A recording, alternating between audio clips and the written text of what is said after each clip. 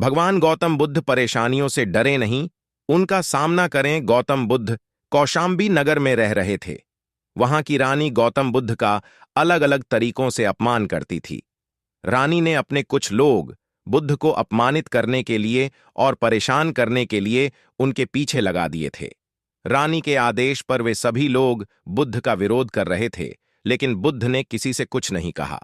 उस समय बुद्ध के साथ उनका एक शिष्य भी था, उसका नाम था आनंद। आनंद ने बुद्ध से कहा, मैं लगातार देख रहा हूं कि ये लोग जानबूझकर हमारा अपमान कर रहे हैं। जहां हमारा अपमान होता है, ऐसी जगह हमें नहीं रुकना चाहिए। बुद्ध ने आनंद से पूछा, हम कहां जाएंगे?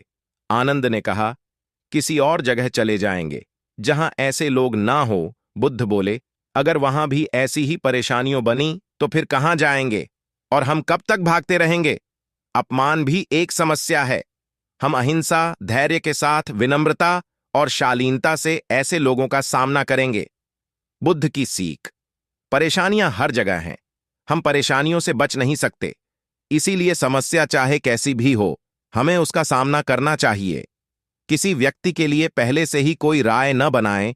गौतम बुद्ध का एक खास शिष्य धम्माराम आश्रम में अपना काम करता और काम पूरा होने के बाद वह एकांत में चला जाता था। वह किसी से ज्यादा बातचीत भी नहीं करता था।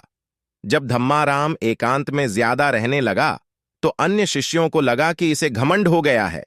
शिष्यों ने बुद्ध से धम्माराम की शिकायतें करनी शुरू कर दी। एक दिन बुद्ध ने धम्माराम से सभी शिष्यों के सामने पूछा, तुम ऐसा क्यों करते हो? धम्माराम बोला, आपने कहा है कि कुछ दिनों में आप ये संसार छोड़े देंगे, तो मैंने ये विचार किया है कि जब आप चले जाएंगे तो हमारे पास सीखने के लिए क्या रहेगा। इसीलिए मैंने ये तय किया कि मैं एकांत और मौन को समझ लूं, ठीक से सीख लूं। ये दो काम आपके जीते जी मैं करना चाहता हूं। बुद्ध ने अन्य शिष्यों से कहा, तुम सभी ने देखा कुछ और समझा कुछ। तुम्हारी आदत है कि तुम दूसरों की बुराई करते हो, इसीलिए तुम सभी ने धम्माराम की अच्छी बात को भी गलत रूप में लिया। बुद्ध की सीख। हमें किसी व्यक्ति को ठीक से जाने बिना उसके बारे में कोई राय नहीं बनानी चाहिए। अगर कोई अच्छी बात सीखना चाहते हैं तो घमंड छोड़ दें। एक दिन बुद्ध के शिष्य आनंद ने पूछा, आप प्रवचन देते समय ऊंचे स्थान पर बैठते हैं और सुनने वाले नीचे बैठते हैं, ऐसा क्यों?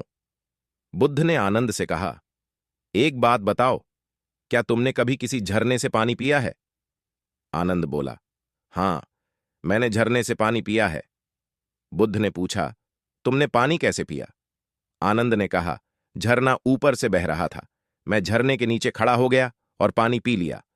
बुद्ध बोले, अगर झरने से पानी पीना है तो नीचे ही खड़े होना पड़ेगा। जो सत्संग, कथा या प्रवचन होता है, उसमें कहने वाला ऊपर बैठता है। उस कथा का संदेश ग्रहण करना है तो सुनने वाले को नीचे ही बैठना होगा। नीचे बैठने से हमारे स्वभाव में विनम्रता आती है। हमें अच्छी बातों को जीवन में उतारने की प्रेरणा मिलती है। ऐसा करने से हमारा घमंड दूर होता है। बुद्ध की सीख। अगर कोई अच्छी बात सीखना चाहते हैं तो सबसे पहले अहंकार छोड़ देना चाहिए। इसके बाद विनम्रता के साथ ही अच्छी बातों को जीवन में उतारा जा सकता है।